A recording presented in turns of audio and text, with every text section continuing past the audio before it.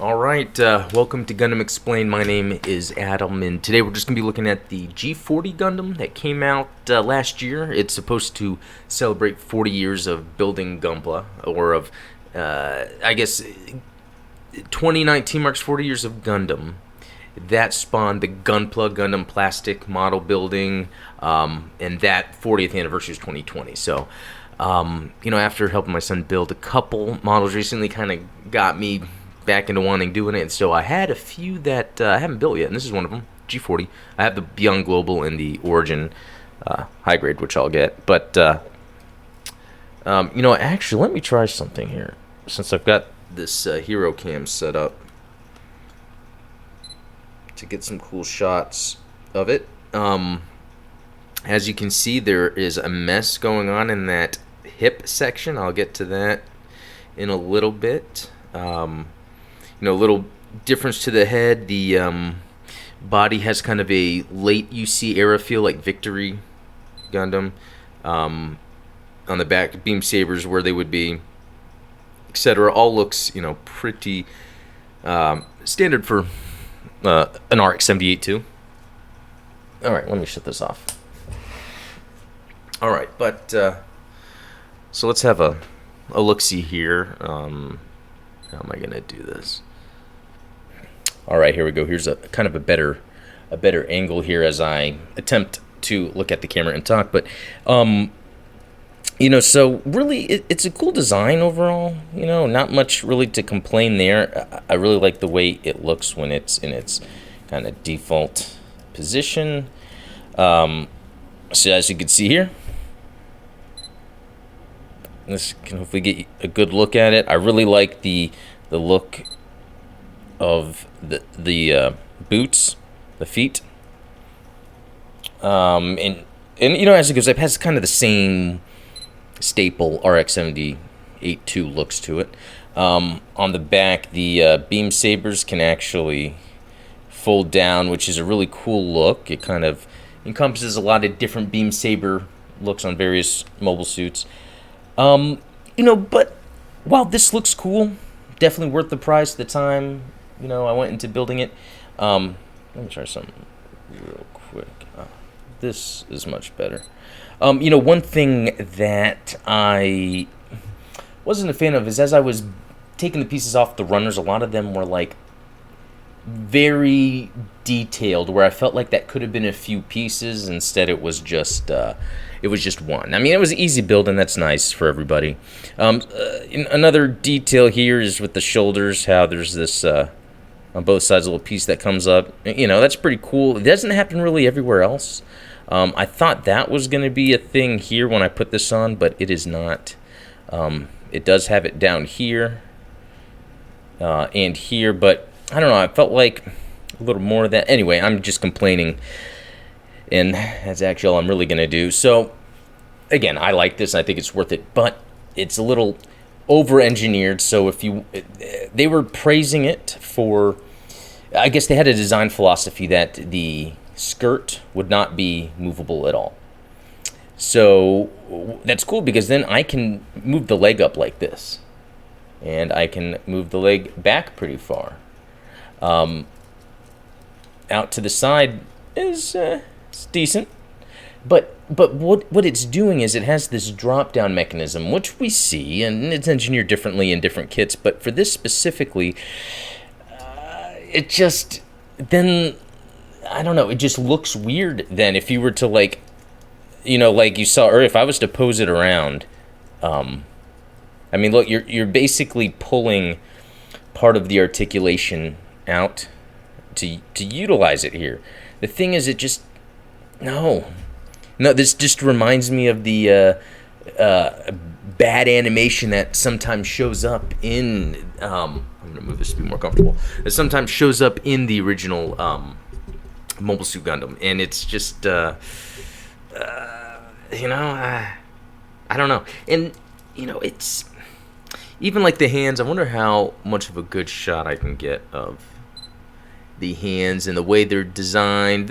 It's kind of cool. It's kind of got like a little hook that plugs in, and there's a ball peg at the wrist, and it's just kind of there. I hate to be negative because really I don't like to be negative generally. I like to always be positive. But I'll just say this isn't anything special other than it's the 40th anniversary and it looks cool. And to kind of go along with that, let's say that they designed it and then they had a budget and that went out the window. So one main thing about getting it is it comes with this neat design book, kind of showing like the process. So we've got Ken Okuyama, and then another designer, Yuya Koyanagi. Apologies, but just want to say their names because these guys are awesome designers that kind of led their artistic ability to this. Oh, you know what? I am seeing something interesting. Like, the shoulder could have easily had a separated piece for the yellow. I mean, I can paint it as well, which I probably should do. That's the thing with these kits. I tend to just build them. If the nubs are obvious, I'll remove them, but usually I'll paint a few. It depends. It's been a while, like I said. So if you were to look through this book, it actually shows some really cool concepts that they went for. Even different RX-78-2s they were going for as well. Potentially very cool. Let's see, getting a good shot of some of the design here. Okay, here's where I'm either missing something or here. There was an enormous number of design drafts drawn by Ken Okuyama designed to create a final design draft. The process was far from pointless and was an inevitable step to create one future. Image illustrations and detailed color settings drawings were drawn to solidify the concepts. Okay, so let's look at this core fighter here. The redesigned core fighter, after docking from the back of the G40's body, the nose and backpack are folded to close the exterior. So we're looking at a core fighter that's not even a part of this, and it's awesome. And look at this right here, where they were designing it. So hatch opening gimmicks in the chest, exterior armor, and cockpit. They are designed with consideration for contrast with pilots and their boarding methods. So this would have been an excellent addition to this model. Because, with the original Mobile Suit Gundam, the RX-78-2, one of its main things was the core fighter and the transforming. And if you watch the series, not the trilogy movie, but the series, there's a lot of that going on in there. There's transforming, other parts. The trilogy, if I remember correctly, not so much, but here they even go into more detail with this concept, and I love it. I love the whole thing with the fighters. They fly into the Gundam, and it's just, I don't think that's explored as much as it could be. And there's a lot of other cool things. I love kind of these sketches here, and they have the perspectives and a lot of like kind of behind the scenes in drawing and design. So I know I said a few negative things, but really in general this is awesome. And man, even obviously this was painted, and yeah, they even have the color guide here. So really I could take this model and really do a full overview of it. Okay, I may be out of the loop here. There's this Gundam G40 special movie.